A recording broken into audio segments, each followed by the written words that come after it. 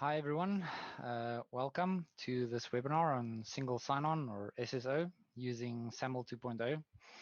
My name is Thomas. I am a product manager at OnceHub and I'm based in South Africa. So if you're wondering where my accent is coming from, that's my Afrikaans background. Also from the OnceHub team, as panelists tonight, we have David and Alison from our marketing team. Alison is a fellow South African, and then David is based in the UK. And we have Mimo, who's a tech lead on our engineering team. Mimo is based in India, so very late night for him. Thank you, Mimo, for making yourself available for this.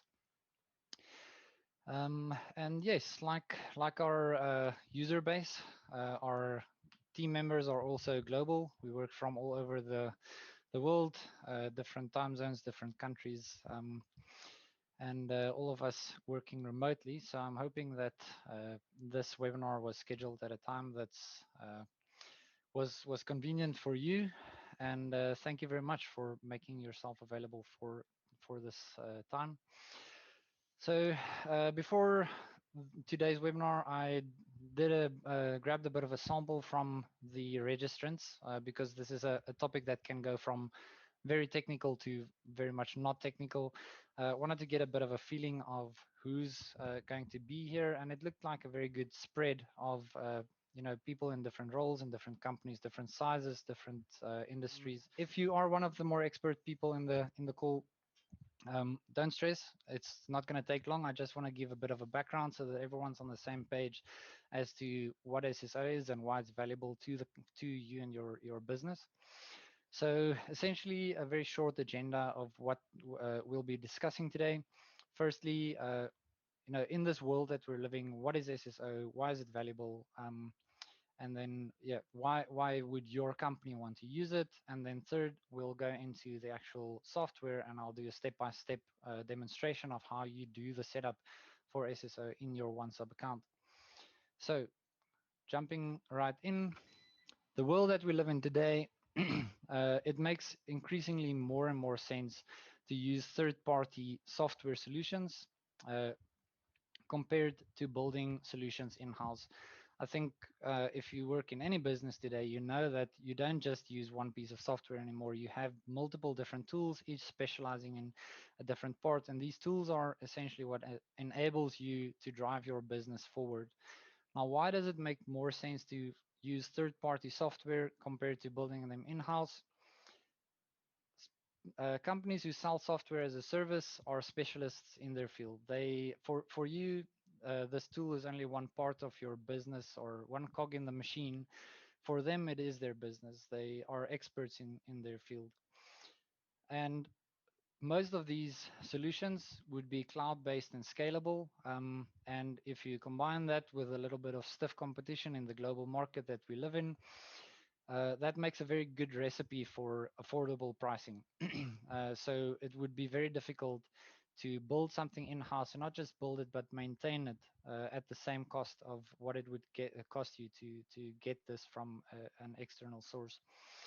And then essentially these factors are what's causing that it's becoming the norm to look for an off-the-shelf solution first before considering to build something in-house. Now, in this world, we understand this. I think we all understand and know the pains that come with it. But essentially, for your employees, this means that for every tool that you use, they need to keep track of their email or username and password, the combination for each of these tools. So in your company, you're probably already using something like a password vault, which improves on it, but it doesn't really remove this headache. It's such a big thing that there's even a new term that has been coined for this called password fatigue. And I'm sure we all already know that pain. On the other hand, for your company, this means that security and access control is an absolute nightmare. Onboarding new employees, getting them up and running on all of these different softwares, making sure that they actually save their passwords in the right places so that you know that they'll be able to keep running and not get locked out and things like that, as well as offboarding, which I think is actually more the security or access control problem. People leave your company whether in good spirit or bad. uh, they should not have access to your data or your tools anymore.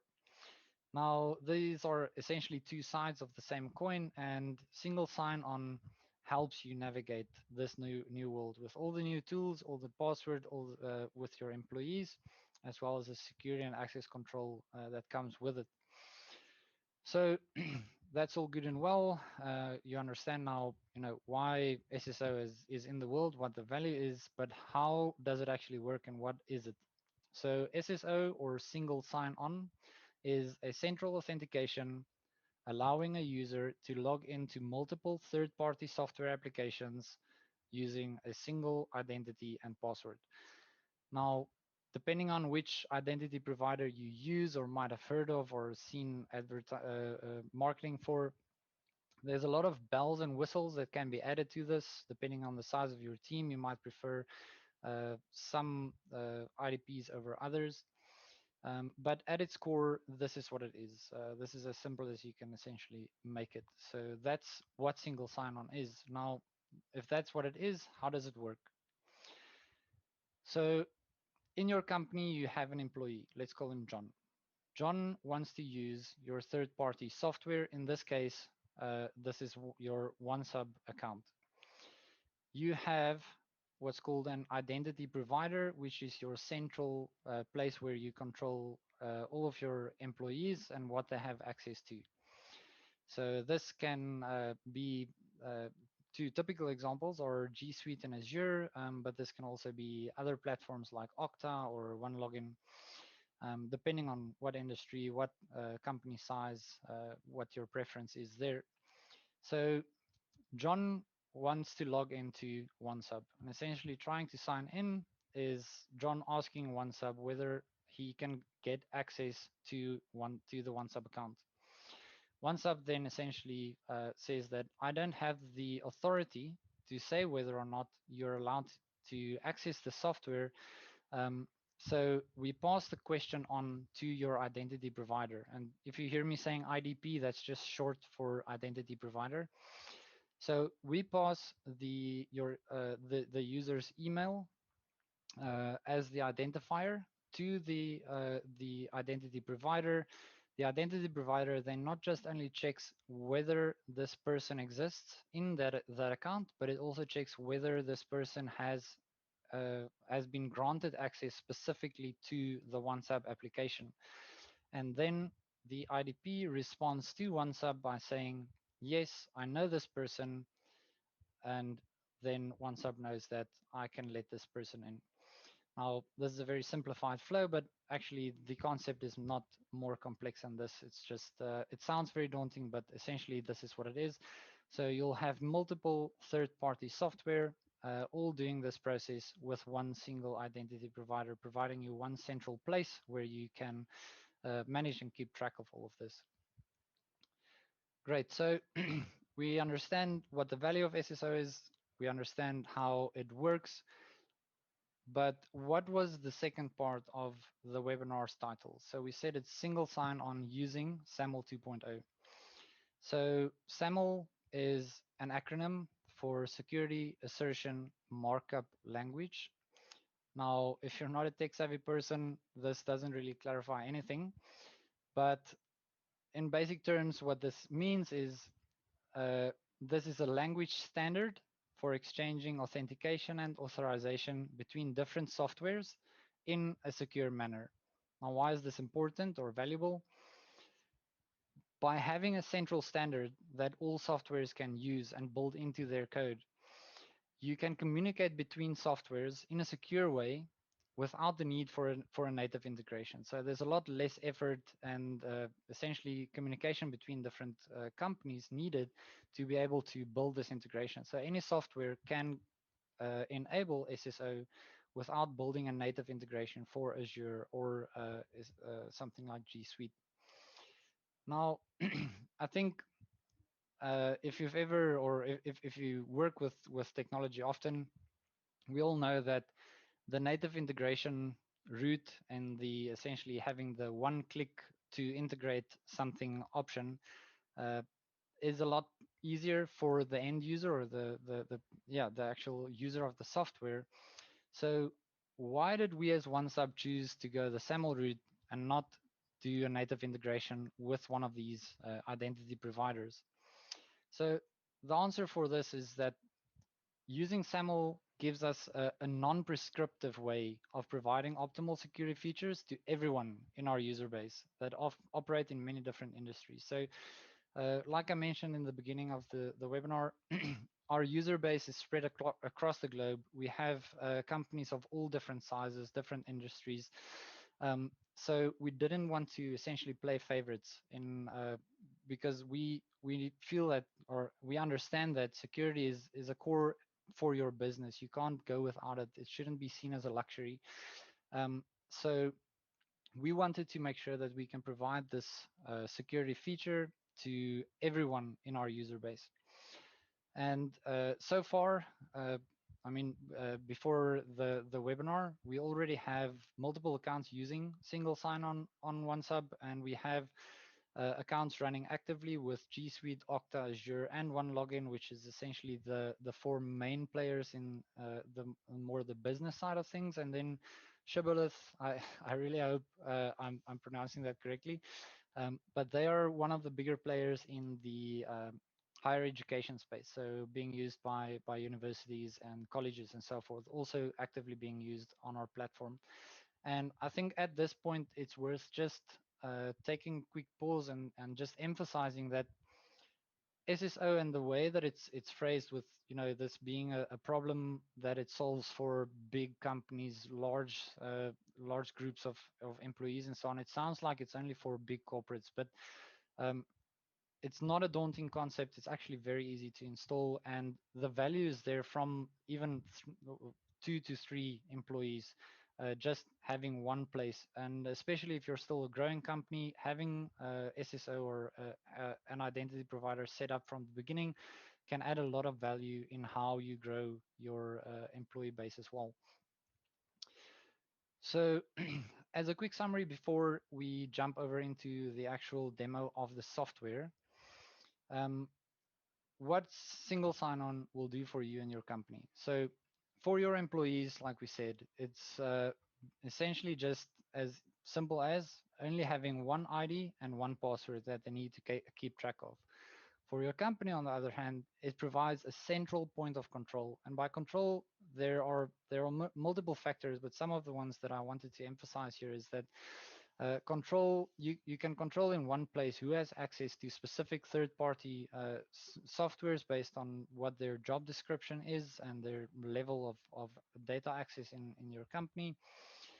Secondly, it gives you one place to control security settings like two-factor authentication and things like password requirements, which if you didn't have it inside of your identity provider, you would need to firstly set these separately in all of the different tools that you use, and also you'd be restricted by whether or not that tool has these as a setting. Whereas if you use your identity provider as for your authentication, you can set these in one place and they'll always be logging in using that password via the IDP. And then lastly, I think it's almost goes without saying, but reducing the amount of time spent by your IT help desk on things like onboarding and offboarding employees, and of course those pesky calls about people being locked out of certain tools because they lost their password and never saved it in the password vault and so on. And of course, this is kind of saying it like everyone has an IT help desk. If you're still a young or a growing company, this would typically come down to top management, since you're still young and you probably are doing the HR side of things yourself and the IT side of things yourself.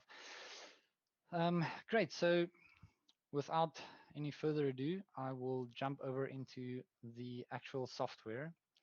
So first of all, I would like to just show you. So I have this in a different browser so I can show you the two different states. Essentially, when you log in or sign into your OnceHub account, you'll land on your activity stream.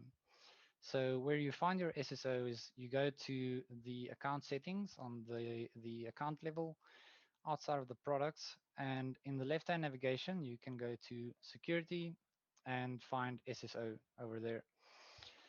Then, sorry, maybe just 1 second. I see there is already one question. If you have questions as I go through the demo, I will get to them at the end. So feel free to pop them in there as they come up. So when you access this page the first time, this will be the state of this page. So it will ask you to contact us to get SSO enabled for your account.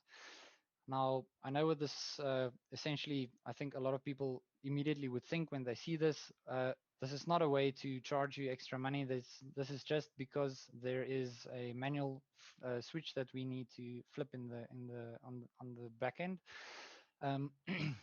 So yeah, I guess worth just mentioning here is that, like I said, we understand that security is core to your business, and we don't want to take advantage of you wanting better security features to just make a few extra bucks. So SSO is included in all paid plans on OnceHub. So don't hesitate to reach out, even if you just want to play around and have a look. There's no harm in asking. Great. So going back over to another account. So after we've then flipped the switch for you, when you refresh the page, this is what it would look like. So you'll see here that we've split the integration essentially into two steps. First is the setup and verifying that your connection is there, and then a second step to actually activate for all of the users in your account. So just also to mention here is a learn more link on the side here. So because there are so many identity providers out there, and many of them do use different terminology. So we've done the effort to create specific help articles for Okta, OneLogin, Azure, and G Suite, which are some of the main IDPs out there. And inside each of these, you'll find step-by-step instructions with their terminology, with screenshots and everything.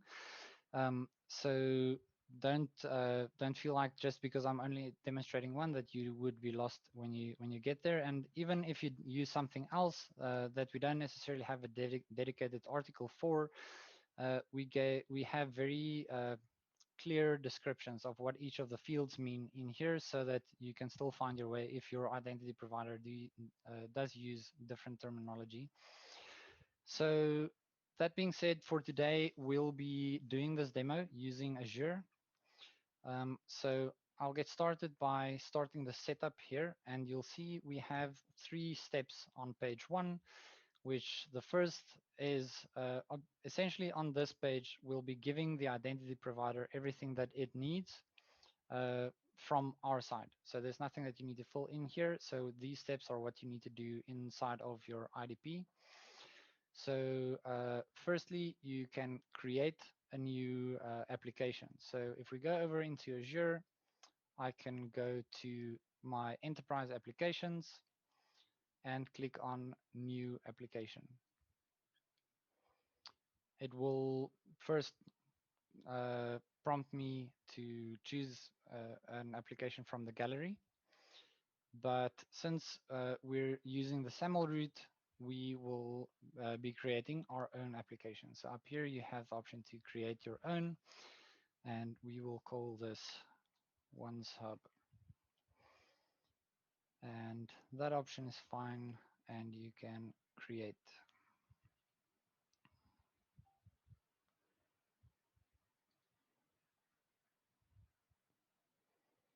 And just while that's loading.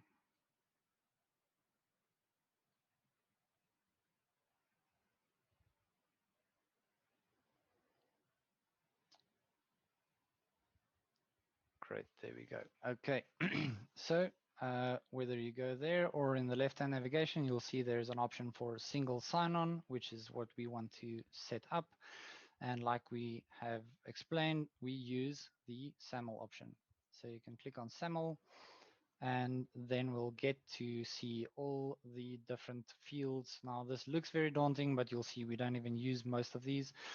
The first part is giving your identity provider the information that it needs from OnceHub. So I'll quickly go back into OnceHub. You'll see that there are only two that are actually required fields.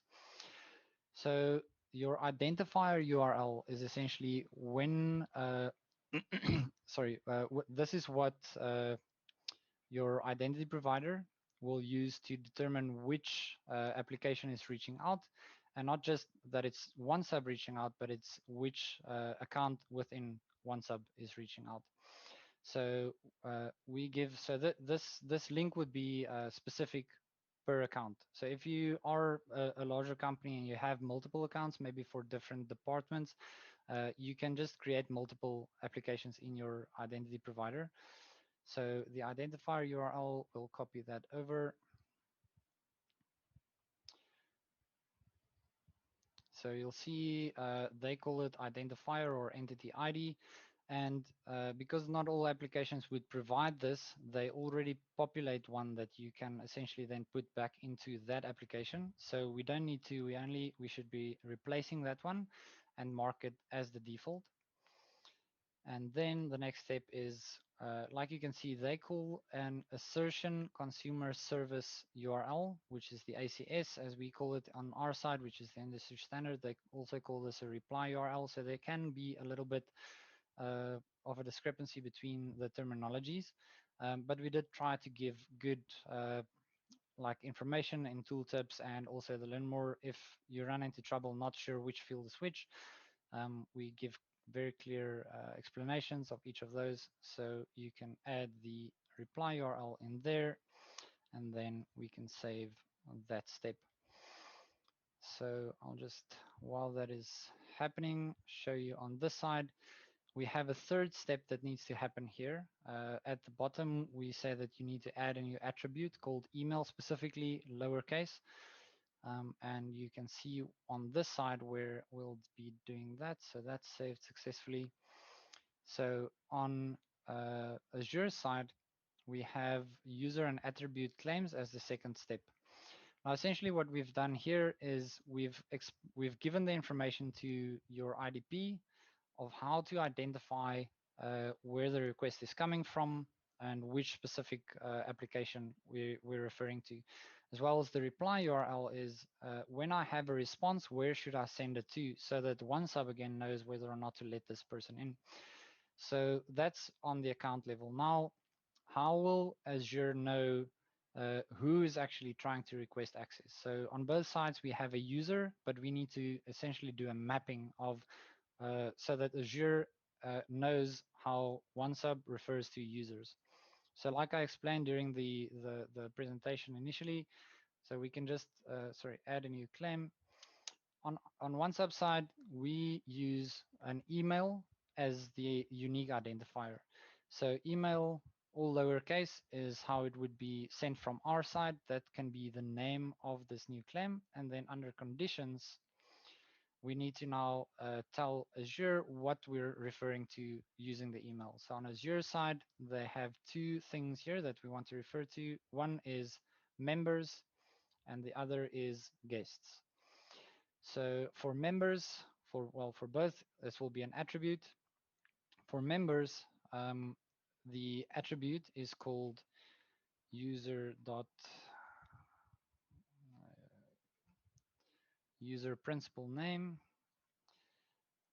But for all guests, it will be user mail. So essentially that now will give Azure what it needs to know, that it needs to compare the email from OnceHub side with either the user principal name or the mail, depending on whether it's a member or a guest, to make sure that that person is actually in this account and has been given the appropriate access to this application. So we've done this step, and we've essentially now completed step number 3 inside of our OnceHub side, and we can continue to the next page here. Now, this is what is required by OnceHub. So now we need to grab the values from the Azure side and bring it back into into OnceHub, and they just do it in a little bit different order. So number 3 here is the certificate. The base 64 format is what you're going to be looking for. So you can download this, and you will, I'll show you now what this looks like in a notepad. Sorry, let me just quickly find it.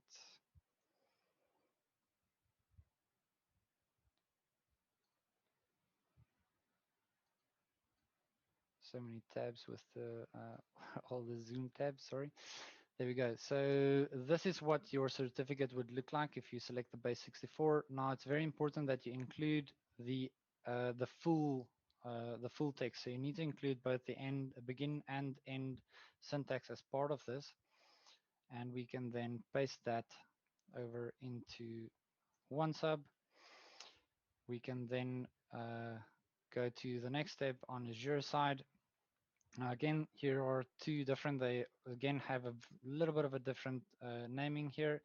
You essentially want to tell OnceHub that when you need to authenticate a user, where should OnceHub send that user to log in to see if he actually has access to this application. So that's the login URL or sign in URL. On our side, IDP sign on URL. So we can paste that in there. And then the other one is the Azure AD identifier. So this again is what refers to this specific application that we've now created inside of Azure, so that OnceHub can tell Azure what is this person trying to log into. So we give that to the entity ID field on the OnceHub side, and we can then click on save and continue. Okay, so the final step that we need to do to complete the setup of this is to verify the integration or the configuration. Now, in order to verify, we'll essentially do one authentication, and to do an authentication, someone needs to have the permission to access this application. So there's one last thing that we need to do on the Azure side. We've not done all the fields that it needs, but no one actually has been assigned to this new application that we've created every year. So obviously, depending on your IDP, you can do this in groups or in individuals or by role, depends. But for demonstration purposes, I'm just going to select this one individual user by looking for the email ID, and we can select this person and assign this person to the specific application. So we can now see that this person has access to the application, everything else is in place. And since I'm logged in as the same user in both places, I already have a session inside of my Azure. If I did not, it would ask me to log in after when doing this verification step. Now it will just send the request to my IDP, see if it gets the correct response, and then as you can see there, my configuration has been verified. So like I mentioned earlier, this is the first step. So now I know everything's in place, but at this point, it's only one person that has access to this application. So if I flip the switch, essentially everyone in my account will be locked out because this will stop you from using your normal email and password and request you to use the your SSO, single sign-on flow. Now, we've split it into two steps so that you can do this part, see that everything works, see that you're happy and that you actually want to start using this. And then depending on how you run things in your company, you can communicate to your employees and maybe give training on how the new sign-in flow will work, anything like that. And then when you flip the switch, we'll essentially just give you a little bit of a heads up to remind you that every user needs to have the same email on both systems. So you have to use the same email inside of OnceHub as well as inside of your IDP, since that's how we do the verification or the authentication. This is not supposed to look scary. It's just to make sure that you've double checked that you have everything in place, and then you just select the checkbox and click on enable. And now this account is SSO enabled. And I can demonstrate how that then works by signing out. And then the next time you log in, you will not be using the normal email and password. You will use the sign in with SSO option down there, and then provide your email here, and then based on this email, we will direct the user to whichever IDP if they're not logged in that browser already. Like I mentioned, I am logged in, so if I click on sign in with SSO, this should just allow me access into the into OnceHub as an application. So there we go. Logged in without even needing to remember my password because I've already been using other applications with the same identity provider. Great, so that is essentially it from the software demo side. And we can now move over to Q&A. So I'll answer or open the questions. How long does it typically take for your team to turn on SSO for our organization once we request it? So we have customer support in all time zones where we have accounts or users. So it should be the same day. If not, then it would be very strange. Typically within an hour, if you just straightforward want it activated, or if you want you have some questions maybe about it, then they can refer you to maybe a person in our sales team or so on to give you more context. But it would be very strange if it takes more than a day. Great, so I'll just go over to, there were some other questions. I'm not sure if everyone can see these. I know they have been answered by the panelists while I've been talking, so I'll just read them out and then maybe it adds value. If we authenticate with G Suite, do you know what editions of G Suite support your SSO? So G Suite should support SAML in all editions. I'm not too familiar with what exactly the differences are, but if your IDP supports SAML, then it will work with our SSO. So like I mentioned, it's not a native integration. As long as they follow the standard language, then it will work. What if you don't have an identity provider? Can this SSO still be used? No. So essentially, SSO authenticate. We still need to authenticate whether or not the person has access, has been granted access by your IT team, essentially. And there needs to be some source where this comes from. So if you don't have an identity provider, then you can't use single sign-on. Then I guess your best option would be something in this line of a password vault. But if you have business domain emails, then you essentially, if you, for instance, if you use G Suite, you already have an IDP. People don't necessarily realize that G Suite can work as an IDP, but it does.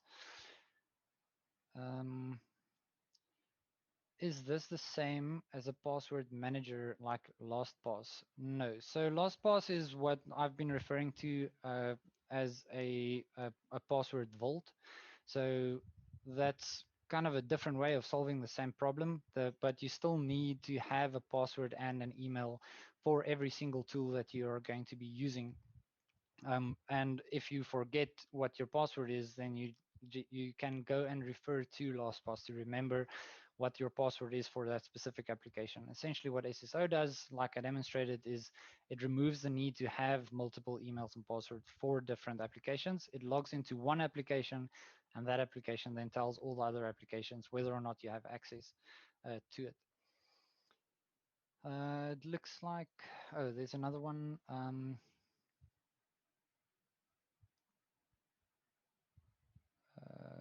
Haven't done my own research yet.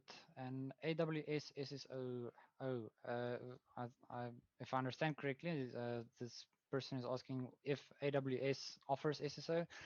I'm actually not sure. Mimo, do you maybe know if AWS has this option?